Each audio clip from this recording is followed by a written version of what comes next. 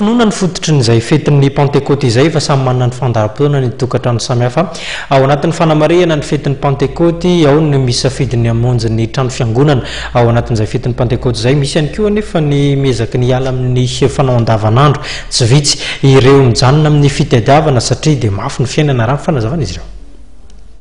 Efa miomakomana niatrika ny fetin'ny Pentecôte ireo mpony eto an-drenivohitra amin'izao fotoana izao samy manana ny fandaharam-potoana no amin'izany tokoa ny tsirairay saingany tamin'ny androany aloha dia niroso tamin'ny fiantsenana ireo zavatra ilaina ho amin'ny raha ampitso ireo mponina.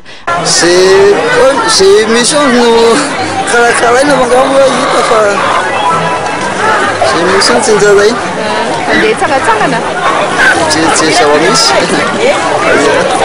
aiza ny andehanareo ankoatr'izay dia isan'ny tafiditra tao anatin'ny fandaharam-potoanan'ny olona ihany koa ny mahakasika ny fiainana ara-pinoana ary isan'ny votoatin'ny fety rahampitso.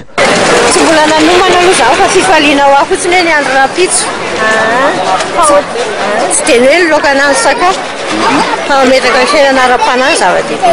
Fandaharam-potoana aloha zany dia mizara telo, ny ara-panahy dia ny ara-nofo dia ny ara-tsaina. Fa ny tena zava-dehibe dia fametrahana ny ara-tsaina sy ny ara-panahy. Mametraka ny fiainana amin'ny fahatokiana hoe ahoana no avy dia fakasitrahana amin'ny zavatra rehetra iseho. Fahaizana makasitraka ny zava-dehibe amin'ny fiainana.